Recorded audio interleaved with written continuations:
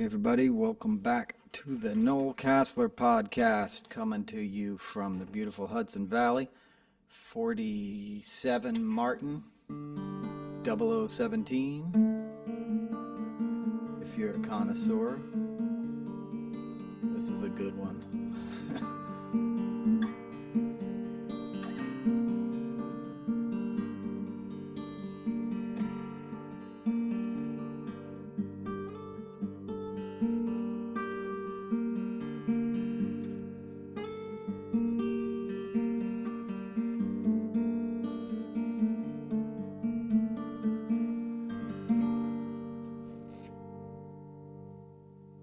They don't make them like this anymore. Nazareth, Pennsylvania, right after the war, probably made by a woman, which is a good thing. You know, that's who was in our factories, because all the guys were overseas. Obviously the war was over by then, but I think the production line, stayed the same for a little bit, as I've discussed before on this show, and that's a fine piece of American craftsmanship. I got it at the end of my first tour with Jackson Browne. In the summer of 2010, I got that. And the old Manny's on 48th Street, for any guitar nerds that might be listening. And had to get a neck reset. I did at Rudy's, and it is a piece of art now. I break it out very rarely. It's kind of like a piano, as you can hear. I was just improvising a few notes, and it's more about the space in between the notes, because the tone and the resonance is insane. And you can also bang on it, and strum. Jackson loves those models. That's who turned me on to them. Anyway, I digress. How are you guys? I know it's been a minute. Coming to you on a stormy winter day. There's storms all over the country right now, as you know. It's very stormy here. I'm losing my hat. The wind is howling. You're going to hear some screeching during this podcast. That is a big tree that's going to scrape up against the window, and there's nothing I can do about it unless I want to go out and prune a 100-foot Norwegian spruce in 50-mile-an-hour winds, which, I'm a city guy, but that's probably like not the best idea to get on a ladder, with a chainsaw right now. So anyway, not that I have a chainsaw. I do have a ladder, a vintage one. Anyway, I know I'm remiss in putting these podcasts out. As I said last time, I'm thinking about capping it at 108 episodes, though I do appreciate all the responses, and I love that it means something to you guys, and I certainly love the folks that have come out to the shows and told me that in person. It means more than you know. If it helps and offers any comment, or comfort rather, I'll do my best to continue doing it. But it's not something I wasn't ever planning on just doing it forever kind of thing. As you know, it's not really a business. It costs money to do it. I appreciate all the folks that have bought T-shirts and stuff through the years. There's like 30 of you guys or something like that, and you mean a lot to me, all of you, and just the people who listen. But I don't have the kind of infrastructure. This isn't on a network. I know they play commercials on YouTube or something, but I don't see anything from that. I don't get enough views to get the check sent to me. But anyway, that's not why I'm doing it. I'm doing it to spread information that I think may be helpful, and I'm basically repeating myself, at this point. A lot of the stuff that sort of gets traction is the more salacious stuff I revealed, Trump snorting Adderall, the Depends, all that stuff. Influencers love to repeat that because it's, the lowest common denominator will get a bunch of retweets, and people that have known about that for years and that I've done videos for about it keep acting like it's brand new news because it'll get them traction, so they sort of play dumb and keep reacting to it, which is annoying because that's clearly being done for an engagement standpoint, not to really do any damage to Trump. It doesn't matter to his followers, And when I originally spoke about it, I've made this point often, but I wasn't saying Trump has these sort of like addictions or character defects, like to poke fun at him or show a weakness. What I was trying to get people to understand was the underlying psychology of somebody in active addiction. That's the dangerous part. The part that I talked about is incontinence. That's a result of a man who's never taken care of himself, right? Who's addicted to stimulants, who eats fast food all day long. He's gotten away with it, through some genetic like lottery. He hasn't, already, he's not already buried on a golf course somewhere. That's just dumb luck, but he doesn't take care of himself. So I mentioned it in that respect because he was pretending like he was this virile stud, and he's anything but, And also the underlying psychological components of somebody in active addiction means they're only thinking about themselves. They're full of resentment all the time. They want to get revenge. And that's Trump. That's all he talks about is his own personal aggrievement. He was in court on Thursday mad mugging the judge in a case that he's already lost. There's no point for him to be there. The only thing that's up in the air is how much of a fine he's going to have to pay, and if the Trump organization is going to lose their business license, which of course they should. They've been running a scam for 40 years, and it's a scam that a lot of New York City went along with because he had achieved enough wealth, and his dad, started from such a place where there was a name in the business and people knew there was money to be made. So the other developers looked the other way at who he was morally and did business with him, and the banks did business with him, and Deutsche Bank still gave him loans because they needed to launder the Russian money somehow, that they were getting illegally. And, lawyers get a fee off of that retainer. So everyone kind of looked the other way forever because there's money to be made. And we're a country where if you get a certain amount of fame or money, you sort of get away with stuff, or you get lauded as somebody who has some particular acumen that should be celebrated. Look at Jeff Bezos. It came out this week. Robert Reich had a tweet, he tweeted an article that the tax, I forget the exact amount of how many billions, Jeff Bezos made last year, but it boiled down to he made almost $8 million an hour for every hour of last year, right? Here's a guy who has a ship so big, a mega yacht so big that he has to dock it in the port of Everglades, right? In Florida, in Fort Lauderdale, like where they put cruise ships, and oil freighters. Like that's the only place his yacht will fit because it's so big, right? The guy who owns that made more in an hour than most Americans will ever make in a lifetime, than most American families will ever make in a lifetime. And the guy is somehow celebrated. I know he's somewhat of a villain, but, people look at the photos with him and his girlfriend, or him on his blue rocket penis ship, or whatever the hell it's called. You know what I mean? We think these guys are somehow clever or smart. They're not. They're greedy. They got lucky on some .com thing where he was going to put books online, which was a good idea in the beginning, and then he gobbled up every other business on the internet and, got people to buy their toilet paper online instead of at the local store it's already been shipped to. Or whatever stupid thing you're buying on there that you could have just gotten in your community, and you're clogging up our roads, and he's putting potholes on the highways, and he's not paying his fair share of taxes. His tax rate is 1.1%. I paid more in taxes than that, and I made about $8,000 last year. Like, it's insane, right?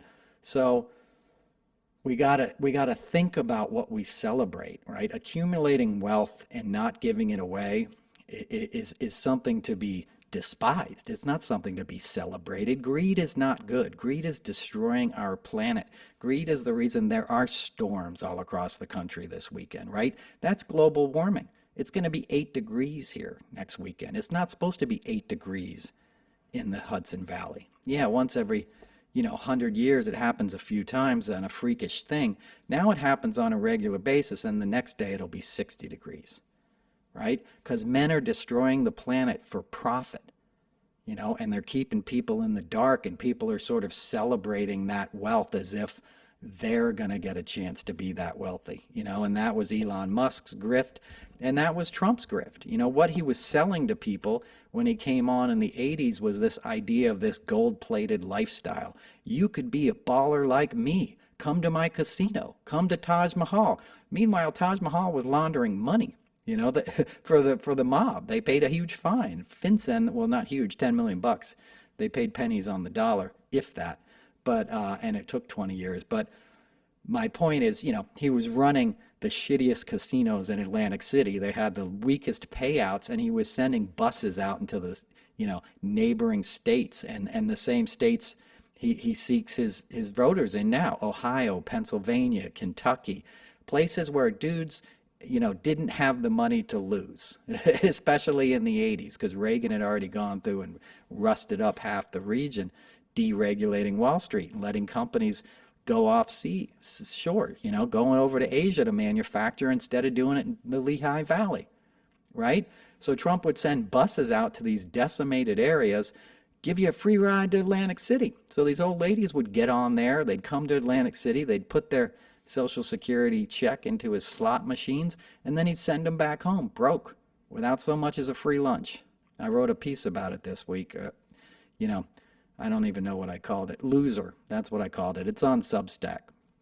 If you've been into this podcast or enjoyed any of my insights, they're all on Substack, and I work very hard on that, and I encourage you to sign up if you like whatever I'm saying, and I can do it in a more methodical manner when I'm writing it. This podcast is just me ranting. That's why I jump around so much. But there is always a theme that I try to weave through it. And even though there's no script, I just start talking. But that point about, Trump picking on people that couldn't afford to lose their savings, for lack of a better term, picking on the poor, and I grew up poor, a single mom, in a neighborhood where everybody was working and struggling. The idea of somebody who has a lot making those communities worse, being a slumlord like Jared Kushner and like Trump's father, Fred Trump, did, right? Woody Guthrie wrote a song about Fred Trump, in 1954, how he wouldn't rent to black families. The great New York Times reporting that Russ Buettner and Suzanne Craig did, it was all about how his dad would scam his tenants. He would double bill them. He would say he was buying a new boiler, so he would raise the rent on the tenants, and then he would buy it through a shell company, not declare it on his taxes as if he took a loss, and would just be scamming money out of the government that gave him the money to build his empire in the first place, right? He got subsidized loans from the FHA, the Federal Housing Authority, which was part of the New Deal era sort of social democratic policies that were trying to lift us out of the depression, and that created the middle class in this country, created the prosperity that the same people who now vote for Trump are turning their back on and blaming Biden for attempting to take away from them. Biden's the closest thing to that New Deal era president as I've seen in my lifetime. No matter what you feel about him, his economic policies are working. We were on death's door in 2020. Trump had run up $8 trillion in debt, right? He took all this money, gave it to his buddies in COVID, no payback necessary. Guys who were millionaires already were getting $8 million loans and stuff, COVID relief loans, like ridiculous, just robbers, the fox at the hen house type mentality, right? People taking, never giving back. And that was Trump's dad. He got these free loans, was supposed to build homes for GIs coming back from World War II, right? World War II will be part of the theme since we have the guitar that's from that era, 1947, right? But, we had sane public policy that was like, hey, these guys are going to need a helping hand when they get back from sacrificing and serving this country, as are the brave women who served over there and served at home and got America's economic back in the factories. I wish somebody would make a movie about that. There isn't enough attention paid to like Rosie the Riveter, so to speak, to that stuff. If you've seen my live shows, I do a whole segment about it every time because it fascinates me that women would leave their homes in the Midwest Women were leaving homes that in Minnesota, like in the 40s, they'd never seen the ocean, and they were going to work in shipyards on the coast, up in Oregon and all these places, right? Shipyards. They were welding underwater. They were doing crazy stuff, working round the clock in these shifts to build these ships and planes, and tanks and trucks and everything we needed to send over to Europe and save the world from fascism, right? They pitched in and did this. And the reward for that was economic prosperity, right? Because we weren't getting bombed like England, right? So when the war ended, everything was still standing. We didn't have to spend a bunch of money and time rebuilding. We were good to go. And those engines kicked in, right? And you had the GI Bill. So a lot of guys got to come home and go to college and further their educations. And then they became professionals, and then advertising came in the 50s. And the sort of modern rocket age was launched, right? And we were leading the world, and we were making great things. If you look at anything America made in the 50s and early 60s, just from a design aesthetic, it's incredible. Incredible. The cars, they're works of art, And then what happened, We weren't keeping up with that stuff. We had a lot of strife because we weren't dealing with the moral implications, right? That wasn't a prosperity for all. I don't want to make any kind of, insinuation that it was, right? It was still a segregated society, The black Americans who built this country in the first place and who fought in those wars, from, the Civil War on, from the Revolutionary War on, who sacrificed, willingly or unwillingly, did not get their fair share of that prosperity. So I'm not unaware of the, hobbled recovery of America in that era. I'm trying to make the point of like what social democracy did, why it made us this superpower, that immigrants came from all over the world to get a piece from that, a piece of that. And they were welcomed, not with open arms, right? They were deloused and given a new name and, sent off to live in a, in a ghetto on the Lower East Side or something. I don't mean ghetto in a modern sense either. I mean, literally where they would concentrate ethnic groups of people, and people were living in desperation, in close quarters, and they were poor, but they were striving, and there was these mechanisms that were built into our government to lift people out of that. If they were willing to work hard and study hard, they could get a shot at going to city college and, going on to law school or whatever. And, there's a million examples of that. Children of immigrants who went on to shape this country.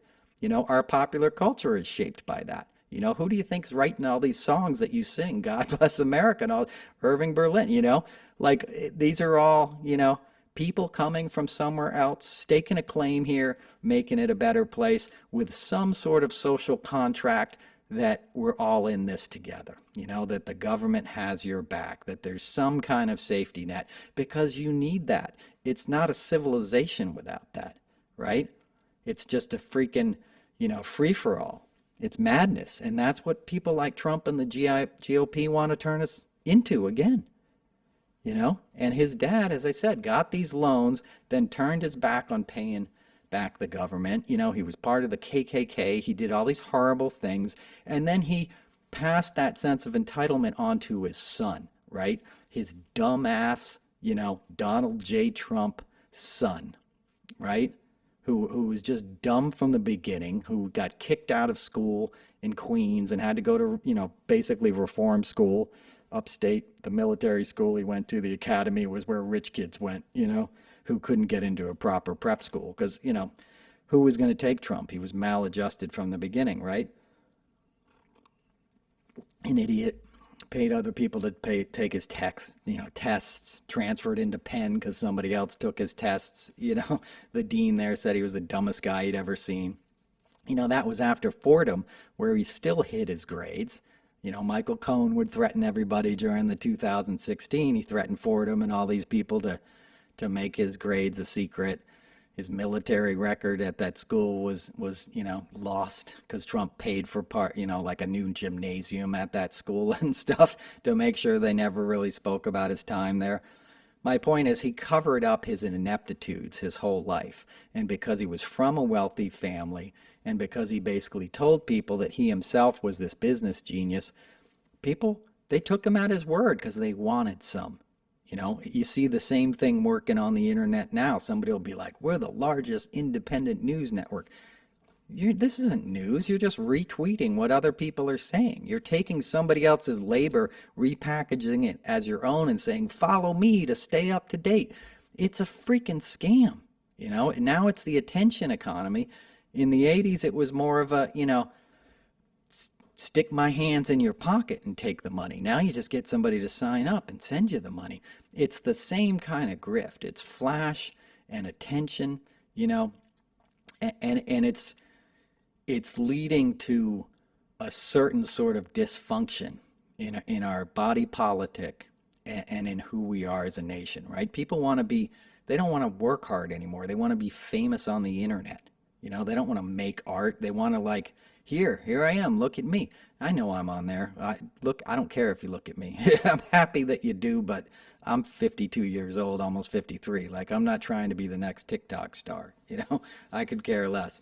But, and I wasn't, when I started doing comedy, just so you know, I wasn't even on the internet. I joined the day that thing went viral that Kathy Griffin put out there. I'd quit all of my social media when Trump got elected the first time, and I spoke out before that, but once he got elected, I was like, oh, I'm out of here. I'm just going to talk in the comedy clubs.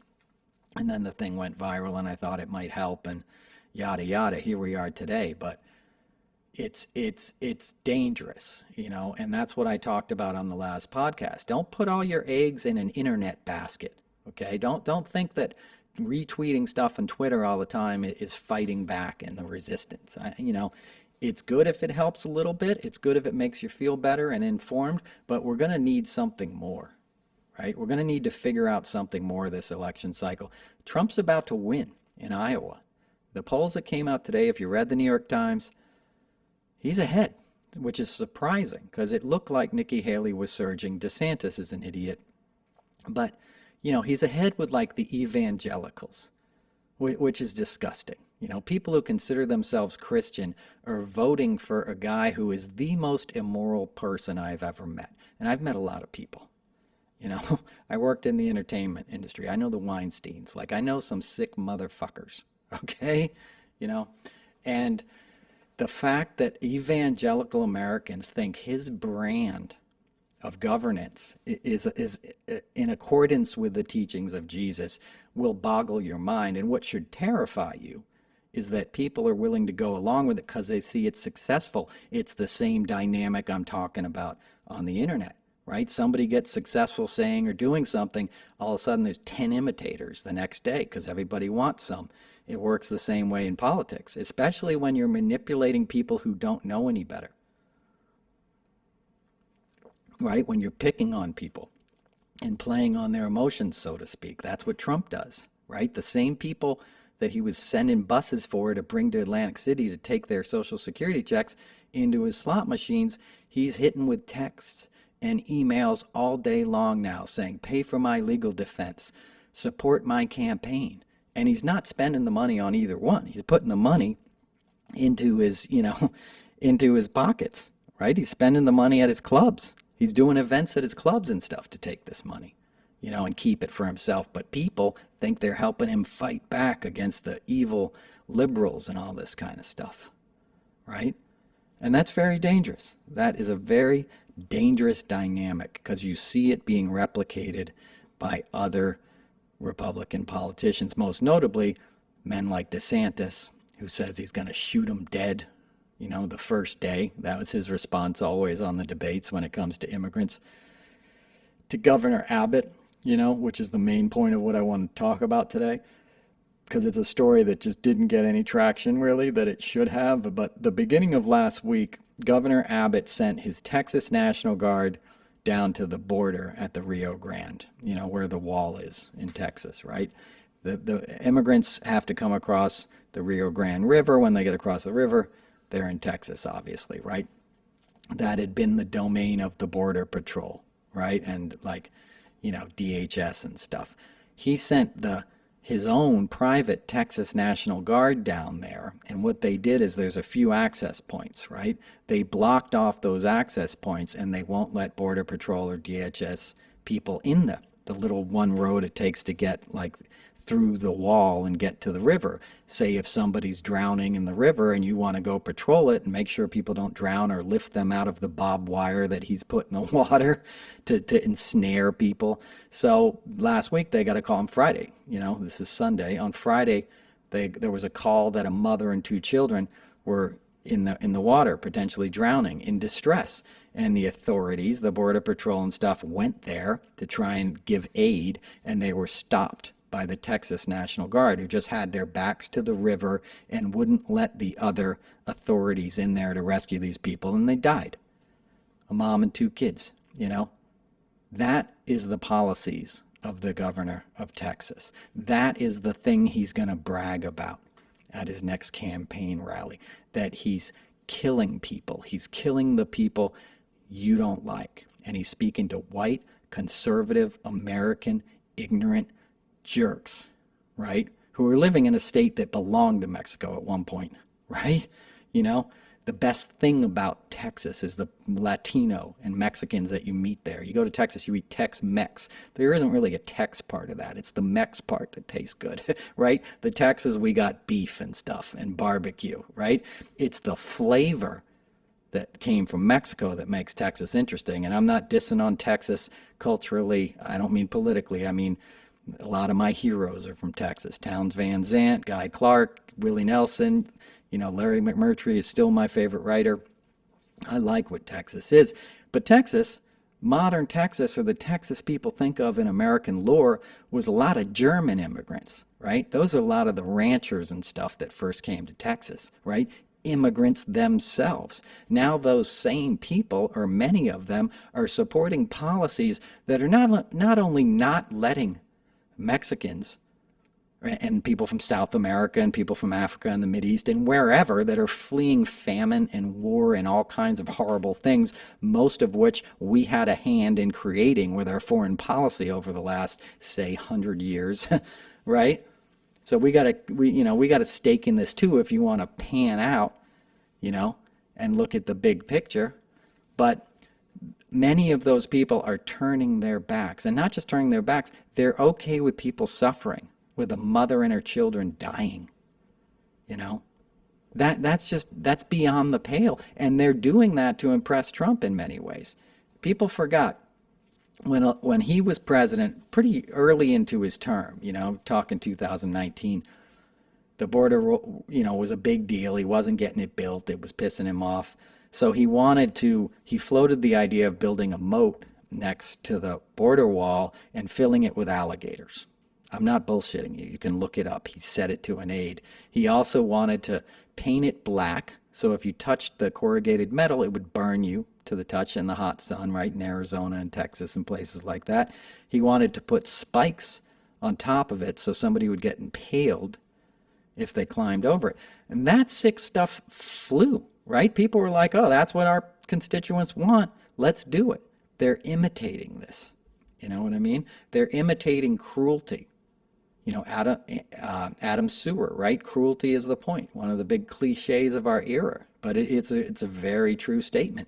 Cruelty is the point. And Trump's a sadist. He's always been a sadist. He liked to beat up little girls in Epstein's house. That's what he did.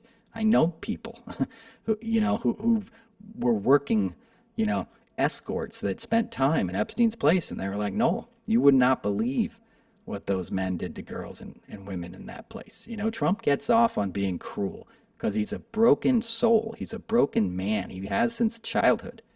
I tell people this all the time, and I've said it on the show. You've heard me. But if Trump grew up poor in the Bronx instead of rich in Jamaica Estates, Queens, he would have been dead or in jail by the time he was 21 because somebody else's dad would have killed him, or brother would have murdered him for assaulting their sister or something, or he would have gotten locked up for being an idiot. But he was, he was rich and white, and he said, I'm entitled to all this. And we have a system that said, okay, yeah, I guess you are.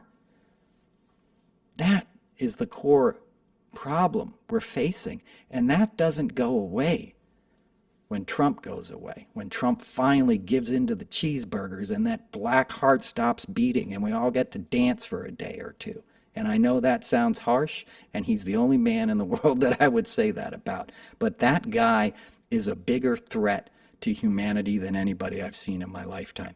If you had a rabid dog that was running through the playground of a daycare center, a cop would come along and take him out, and you wouldn't feel bad about it. I'm not advocating for somebody to do that for Trump. I'm trying to make the, make the analogy of what a threat he is to our political system. When you have these big wars, when fascism goes on the march, hundreds of millions of people die. In the last century, like 100 million people died from different wars, right?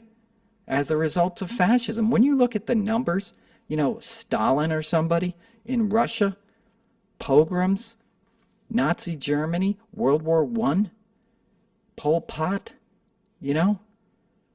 different things in the, imperialist, designs in Japan, the rape of Nanking in China, like Chinese, the Mao Revolution. Like when you think of when you look at the numbers, genocides in Rwanda and stuff, it's staggering.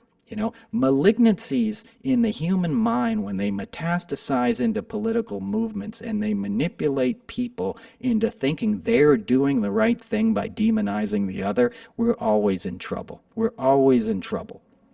It's the one part of history that keeps repeating itself. It's the curse of the house of Atreus, right? Violence begets violence. We're seeing that now, right? In Gaza with Israel.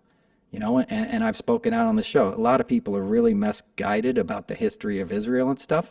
I never said Netanyahu's a good guy. He's a fucking scumbag, right? I was writing about him long before October 7th. What's happening as a result of October 7th.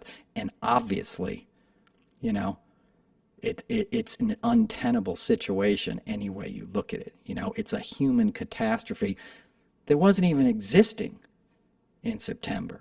Right? And now it could spin out of control further, right? You got the Houthi situation, you got Iran. You want Trump in charge of this stuff? You think it's going to be better? You think him allowing Putin to go into Ukraine, which he'll do on day one, is going to help this world, stabilize it?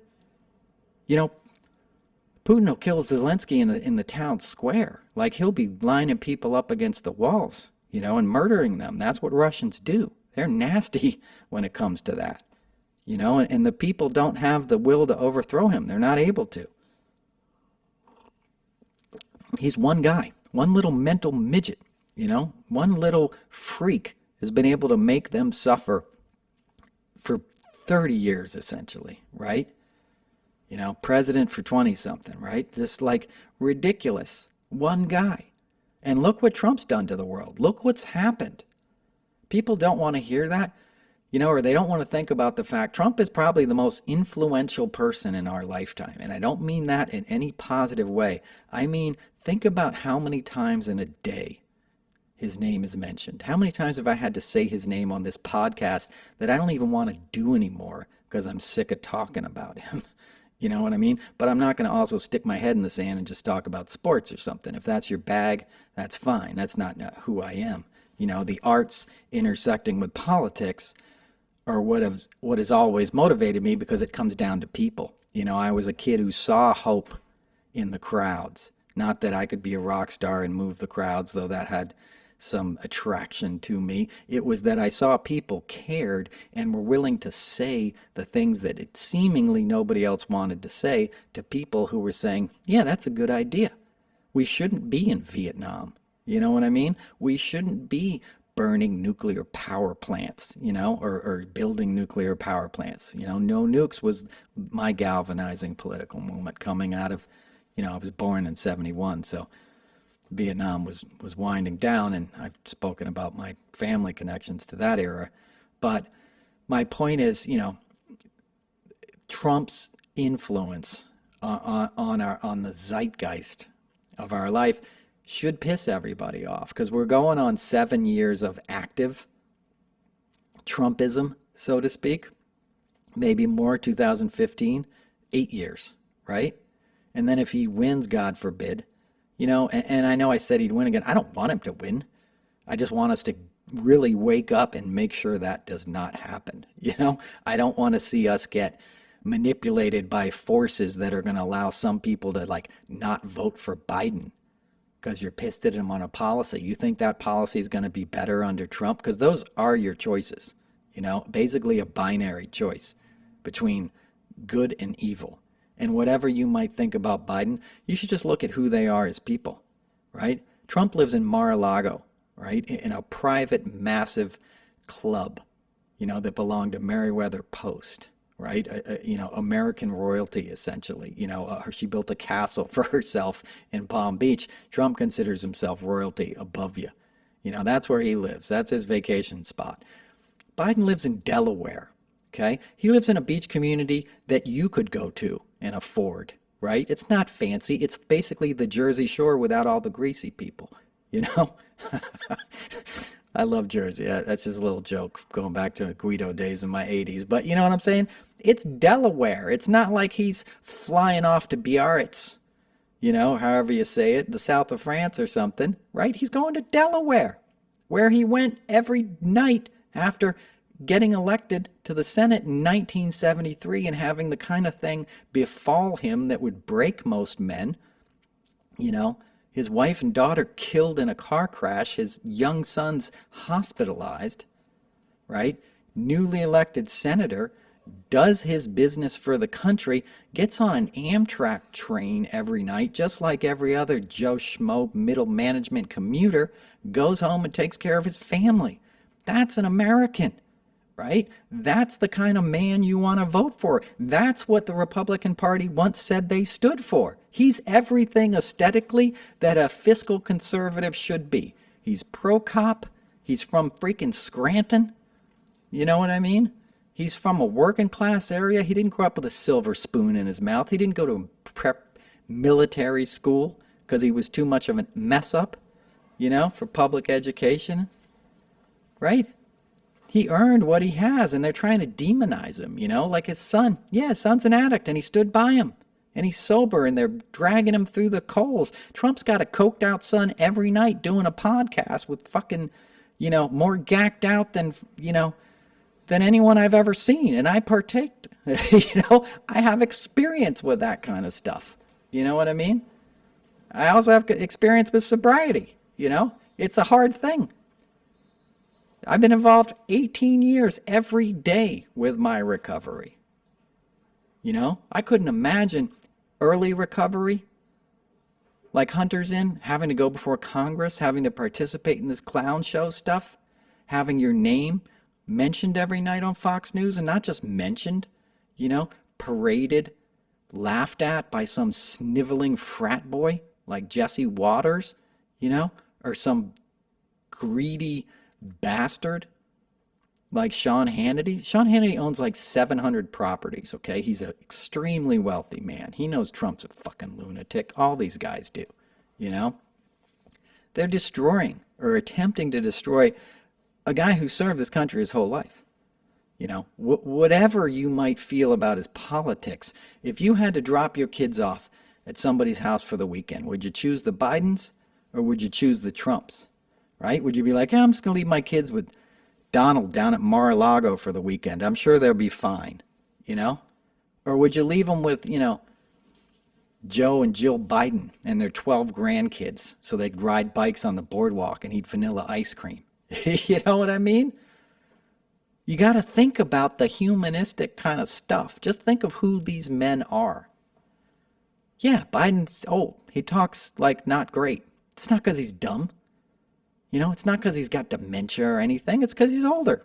He was never a great public speaker. He's a stutterer, just to get the words out. And Trump makes fun of it. Trump can't read, okay? That's not a joke that comes from my set. He's dumb. Like, he literally has to, phonetically sound stuff out. A 3-syllable word sends him into a panic. That's why he snorts the Adderall, to make him feel more in control, because he had a learning disability that his family never dealt with because they saw it as a weakness instead of something to overcome, something to be open and honest about, put in hard work, make better in yourself and help somebody else, because that builds compassion and empathy. And that's what Biden has. He's got empathy. He's got compassion. That's what you do in nature, you know? If you have something wrong, you don't see it as a disability. You don't make fun of that person like Trump did to the reporter, right? You don't become a bully and take cheap shots. You know who does that stuff? Hurt people, damaged people do that. You know, I had a lot of trauma when I was a kid, emotionally and stuff. Dad left when I was 3. Mom struggled. I don't know how many schools I was in before high school, you know, like 8 or something. You know, always the new kid. You know, cried myself to sleep a lot of my childhood. You know, there was a lot of stuff going on. And in the moments I most regret, when I would make fun of somebody else, you know, in school. Because I had a sense of humor. It was like I didn't really know how to use it. It's like a power you're not quite comfortable with. You know, it's like a horse trying to find their legs or whatever, you know. And whenever I made a joke at somebody else's expense as a kid, I still remember that stuff, you know, because it came out of the broken parts of me. It didn't come out of a desire to spread joy, you know, or to use humor to cover up pain, which is, if I was given that gift, that's what it was for. Not to cover up pain, but to lessen pain, to get us back down to earth. Like, hey, let's laugh about this, you know, let's work through this. You know, I had to walk to school the Monday, you know, or whatever. I don't even want to talk about myself too much. You know, I've had to walk through some stuff, you know, and those moments where, you know, where I did something like that, where, you know, where I acted out of the hurt places in me, the undeveloped places, I regret to this day, you know, and I can't make amends to somebody I made fun of in elementary school, but I live with it. It bothers me when you do something about the broken side, you know, out of your defects, so to speak. Trump's in his 70s and he's doing that. He did it last week. He made fun of John McCain for not being able to lift his arms. He can't lift his arms because he got shot down over North Vietnam, and they beat him and tortured him and stabbed him with bayonets and then threw him in a prisoner of war camp. You wouldn't be able to lift your arms either. You know, you weren't there. You dodged the draft 5 times and lied about having bone spurs so you could rape cocktail waitresses in the back of your dad's limo and do lines at Studio 54. And now you're making fun of a genuine war hero. Right? That's out of the broken side, the broken parts of him. You know? Do you guys know Pema Chodron, When Things Fall Apart? You know, the wisdom you can be granted in life when things go south and you get hurt and stuff, what you want to do is access the part of your soul that sort of opens up, you know, the love that can create, you know, the empathy that can create for the struggles in other people. You know, then you're human. Then you're going to be in the moment. Then you're going to be able to make change and make somebody else's life better, because it gives you an awakening like, oh man, I was blind to the travails of other people, right? And when you're blind to that, you can do hurtful things like we're seeing in Texas.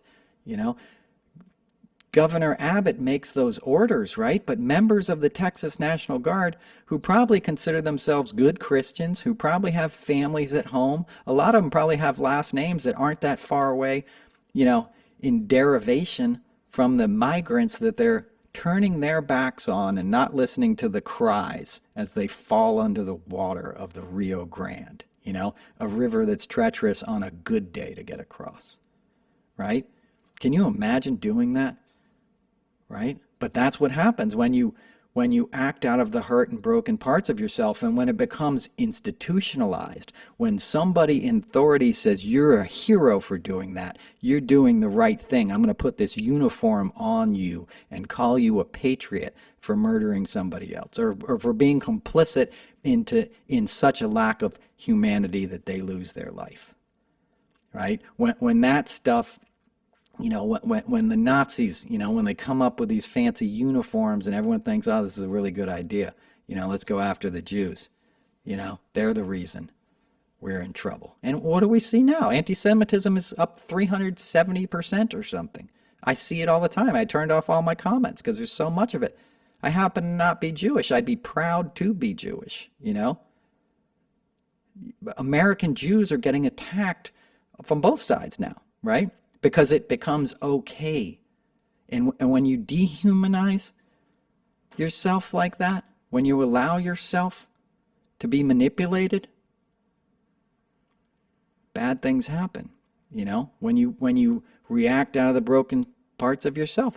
Biden is not reacting out of his broken parts. He may have erred in his unsort of wavering support initially of Israel. Not that Israel didn't deserve all the support, but I think he should have been a little more strategic in realizing that Netanyahu probably wanted to screw him over and would rather wait out his presidency and have his buddy Trump back in office. Netanyahu used to sleep in Kushner's bedroom when he visited Charles Kushner in New Jersey. Okay, I don't trust anything those guys are doing, and I said it from day one. Okay, that's a different topic, but I'm just saying, yeah, you can have legitimate disagreements. You can be horrified at the loss of life. Any sentient being is. It's not the way to go about it, right? But when you feel like my side can attack the other side, right? Or when even in my own country, I can see my fellow countrymen as somehow my enemy or not deserving of the protections that the rest of us have, you're entering into a dark place that history has never emerged from with anything other than remorse and regret. And then you build another museum and say never again, and then it happens again.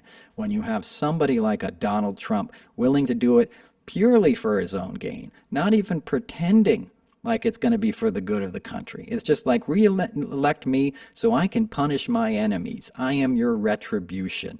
And people cheering that on. People laughing when he makes fun of McCain. They laughed. I heard the audio tape. They were laughing. Think of how broken those people are. Think of how they're reacting from their broken places, which is what bullies do. Bullies have been branded in this country by the right. That's what the big pickup trucks are. That's what the AR-15s and all this toxic masculinity that I'm sure you're sick of hearing me talk about. But this is why I was talking about it for the last 3 years on this podcast. Because now it's coming to fruition. He's building an army. And no matter what happens in November, he's going to say, I won. And he's going to tell his army to go. He's going to say it's go time. And they're going to do anything they can to disrupt the democratic process in service of one man, one broken man and his ego, willing to burn it all down for his own benefit. That's what we're facing. That's what we're up against this year, And that's what we have to be disciplined in fighting against. You have to be discriminating in the information you consume. Don't get manipulated. Don't say, why are these people just telling me the same freaking thing over and over again and asking me to sign up and send them money and stuff? That ain't going to help. People shouldn't be trying to profit off this moment. You can get paid for the hard work you do, but this isn't the time to do that. This is the time to give up some things and sacrifice like people did during World War II. I'm no hero. I had to walk away from my career in live TV when Trump got elected because I knew there was nothing on the other side of it, right? And we had a little bit of a respite when Biden got elected and I could go back to doing shows and stuff. But for the most part, we're still in damage control, right? COVID's still out there. Nobody talks about it. There's people who still have to stay in their homes because they're immunocompromised. They're not out there going to concerts and doing all the stuff they see everyone else doing. They're still living in this reality that was created by Trump's both malfeasance, right? His mishandling of the early COVID days where he just acted like it didn't exist. It's not my problem. You've all heard the Bob Woodward tapes. Oh, this thing's deadly. This thing's killer. That's what he said in January. Early March. Is it real? No, it's not real. I'm not going to let that ship dock because there's 50 people and you'll blame me because the numbers will go up, right? A week later, the entire globe shut down. The entire globe, right? And what did they do? They profited. What did Jared Kushner do? He withheld PPE, personal protective equipment, from nurses in blue states, in Massachusetts and New York, because he knew they wouldn't support him politically. So he held it over them. He put his college buddy in charge of the COVID research and stuff. He figured out, how can I make a buck off of this? How can it help me? And it's like I said at the top of the show, that's what you don't want. You don't want people who are addicted to money or drugs, right? Because they're only thinking about themselves. And greed is just as much of an addiction as any other compulsive behavior. It's probably more destructive, because it hurts other people. And not that active addiction doesn't hurt other people. It hurts everybody you come in contact with until you do the work on yourself, right? And if you do the work on yourself, if you find your defects, if you pray to have them lifted, right? If you make an honest amends, not about like what you can get out of somebody else, but how you can make right what you've already done, you have a chance at the core of your being, at the very essence of who you are in this blink of an eye time you're on this planet, no matter how long you live, right? You're only here for a moment. You're given this soul. You're given this consciousness. You're given this blessing of being in this body where we spend all our time in our minds and thinking about other people and the careers and the way we haven't gotten ours and what does that guy have. See through all of that fog and realize at any given moment you have this space inside of you, this stillness that you can connect to, that you can be in. That's consciousness. That's beyond the mind. That is a gift, and that exists in every creature.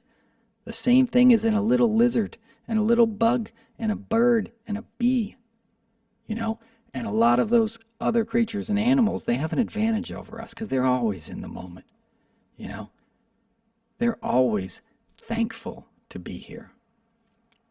Look at a dog, man. That's like looking in God's eyes, right? So, if you do the work on yourself, you have a chance to correct those things at the core of your being and make yourself right with the universe. And why wouldn't you want to do that? I'm not talking about make yourself into a Buddha and achieve enlightenment and all that. I'm talking about getting some clarity on your experience here and getting beyond the broken parts of your own ego, which we all have, right? We've all been hurt and programmed and had some kind of stuff piled on us that we react to life in a way that isn't from always a place of love, right? It can be from insecurity. It doesn't mean everybody's bad. It means, nobody rides for free. Okay? As my mentor Jackson would say, right? Everybody's got something to deal with, which understanding that helps you be compassionate towards other people, right? And what they're going through. And that's how you should view everyone else, with love. Think of something you love, your cat, your dog, your wife, your kids. And when you meet a stranger, see the person you love in that stranger. Even if that stranger is abhorrent to you, try to view them as being made of the same thing that creature you love is made of. Because the reality is, they are. You're always meeting yourself in a way, in a bigger way, right? So if you make those things right at the core of you, you have an opportunity to have at least some of this ride that you're on be correct. You know in that moment when you achieve that, you're coming at it from like, it ain't about me. How can I help? How can I be of service? How can I turn this over to my higher power or whatever it is? Beyond religion, beyond theology, a consciousness, because you can't take it with you. Anything you achieve, you can't take with you. Anything you own, you can't take with you. And that goes back. That's what everybody says. You ever read Rumi? Every goddamn poem is saying that. They all say that. Because that's the truth. They're just different arrows. They're all pointing to the same truth. In our day-to-day lives, it's hard to get with that. And do we have to discuss the things we're discussing? Of course we do.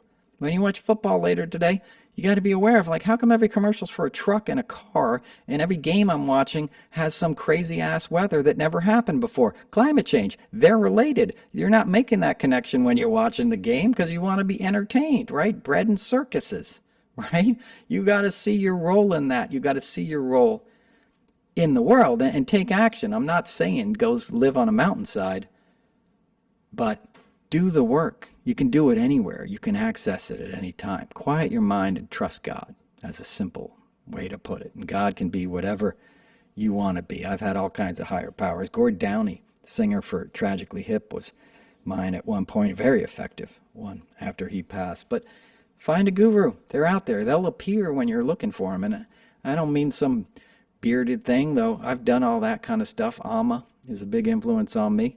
Amrita, if you know who she is, they call her the Hugging Saint. She's in Kerala, India. You can go deep into that stuff, listen to music, whatever it is. The truth will make you sit up straight. When you see it, you'll know it, okay? You fix those broken parts. You don't make fun of people that have disabilities or animals. You know, the reason I'm doing this podcast today, and I'll stop here in a minute and wrap it up, is because I have a three-legged lynx that lives in the woods beyond the property.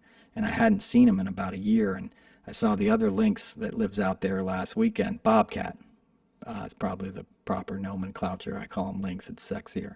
But anyway, so the bobcat, I hadn't seen him. I saw the other bobcat, and I was like, where's the three-legged bobcat? I hope he's all right. Didn't see him last year because the lawn got mowed at the end of the summer, and I think that hurt his hunting areas, so we let it go, and now it's all kinds of hay and brush and stuff, and the moles and the mice and stuff live in there, you know, that part of the ecosystem, right, that the predators sort of need, the hawks and the coyotes and all that stuff. So today the three-legged lynx appeared, you know, and he has a fourth leg, but it's limp, and I think it's been that way since birth. It's a she. I call her Lady Gaga because she was born this way, right? And she limps. I put a video on my Instagram. She limps, and your heart goes out at first. You're like, uh-oh, this creature's in pain, right? But she's not in pain. Then you observe her, and she's completely capable. She looks like she's clearly limping, right? But she's alive, and she's been alive for many years. I've been seeing her 4 or 5 years in these pretty brutal, harsh conditions with a shrinking habitat for any sort of wild creature, right? And when you see her pounce, she'll sit still and then pounce. She's got all her facilities, and it's amazing, you know.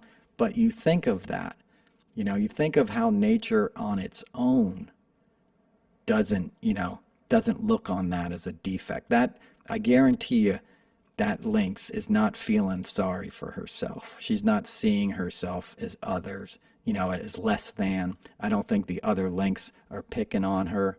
You know, hopefully she's got some nice bobcat dude hooking her up with an extra, you know, mouse every now and then or something, you know, and because it gets cold at night, you know what I mean? Sexy little three-legged lynx do you right. So anyway, I saw the three-legged lynx today. So this is the message of the three-legged lynx coming through me to you. There are no mistakes in nature, right? There are no disabilities, right? They're real disabilities and challenges that people have to deal with, but if you're coming at it from the right place, it will strengthen you and those around you and provide an example that we can all be lifted up from. You know what I mean? And that has to be your North Star. That has to be our North Star. That's who we are as our, you know, at our core as a people. And right now we're in dangerous waters, you know, and we're being influenced and co-opted by all kinds of forces outside of our control that don't have our best interest at heart. If you look in your heart, you will understand, you know, what the next move should be. Okay? So with that, I wish you peace. I hope you enjoy the football today. I'm going to be watching it later. And hope you stay warm, stay safe, you know. Do what you can to change this place. I'm going to be heading to Florida tomorrow. If you want to check out Noel's notes on Substack, that's the way to do. Thanks for everybody who's bought t-shirts. I'm going to be on the road for a bit. Those t-shirts are always on my website, but I'm not going to be able to ship them out for a moment. I'll try to keep doing these podcasts if it helps. And otherwise, you know, take care of yourself. Stay warm and love each other. Peace.